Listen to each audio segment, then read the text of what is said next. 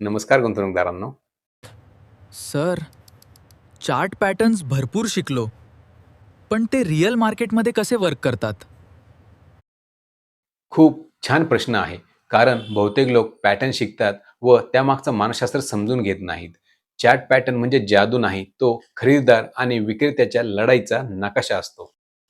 आज आपण ascending triangle pattern या टेक्निकल चार्ट पॅटर्नबद्दल शैक्षणिक माहिती जाणून घेणार आहोत. हा पॅटर्न काही मार्केट पार्टिसिपंट्स ट्रेंड अनालिसिससाठी वापरतात. जर हा पॅटर्न डाऊन ट्रेंड नंतर तयार झाला, तर त्याला काही ट्रेडर्स त्याकडे संभाव्य रिव्हर्सल स्ट्रक्चर म्हणून पाहतात. तसेच अपट्रेंड दरम्यान तयार झाल्यास काही जण त्याला कंटिन्युएशन स्ट्रक्चर मानतात. या पॅटर्नमध्ये प्राइस एका ठराविक रेजिस्टन्स झोन जवळ वारंवार येताना दिसते. जर दुसऱ्या बाजूला हायर लोज तयार होत असतात, त्यामुळे ट्रायंगल सारखी रचना तयार होते. जेव्हा प्राइस रेजिस्टन्स झोनच्या वर टिकून राहण्याचा प्रयत्न करते, तेव्हा काही टेक्निकल अनालिसिस संभाव्य अपट्रेंड मुवमेंटची शक्यता पाहतात. मात्र कोणताही पॅटर्न निश्चित परिणाम देईलच असे नाही.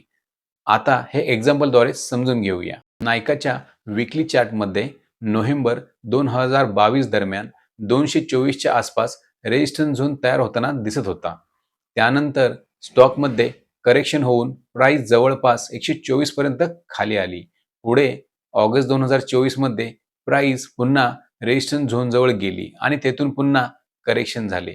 यावेळी जवळपास 154 च्या आसपास हायर लो तयार झाला.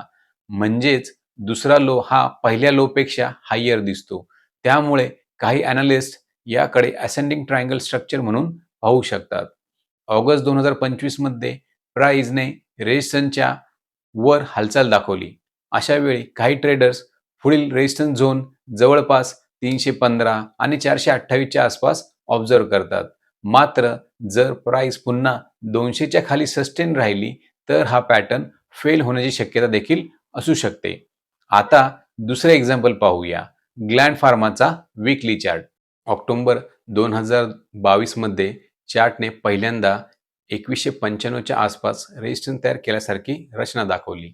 मे 2023 मध्ये स्टॉकने जवळपास 844 चा लो तयार केला. त्यानंतर फेब्रुवारी 2024 आणि ऑगस्ट 2024 मध्ये प्राइसने पुन्हा रेजिस्टन्स झोन जवळ गेली आणि तेथून पुन्हा करेक्शन झाले. मात्र यावेळी जवळपास 1266 च्या आसपास हायर लो तयार केला. म्हणजे दुसरा लो हा पहिल्या लो पेक्षा हायर दिसतो. त्यामुळे काही मार्केट पार्टिसिपंट याकडे संभाव्य असेंडिंग ट्रायंगल स्ट्रक्चर म्हणून पाहतात. मे 2026 मध्ये प्राइसने रेजिस्टन्स झोनच्या वर हालचाल दाखवली. अशा वेळी काही ट्रेडर्स पुढील रेजिस्टन्स झोन्स जवळपास 3490 आणि 4200 च्या आसपास ऑब्झर्व्ह करतात. मात्र जर प्राइस पुन्हा 1500 च्या खाली सस्टेन राहिली, तर हा सेटअप कमजोर होऊ शकतो, इनव्हॅलिड मानला जाऊ शकतो. सध्या स्पॉट निफ्टी वीकली चार्टमध्ये देखील असेंडिंग ट्रायंगल पॅटर्न सारखी रचना तयार होताना काही अनालिसिस पाहत आहेत.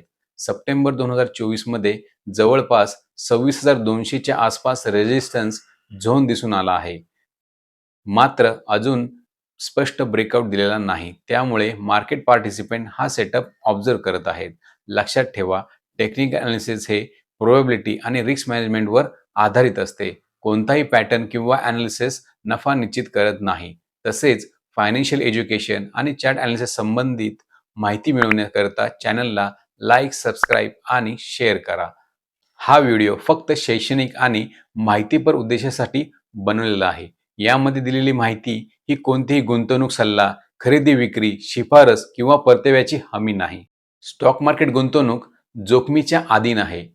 कोणताही गुंतवणूक निर्णय घेण्यापूर्वी आपल्या सिक्युरिटीज आणि exchange board of India registered investment ॲडवायझरचा सल्ला घ्यावा.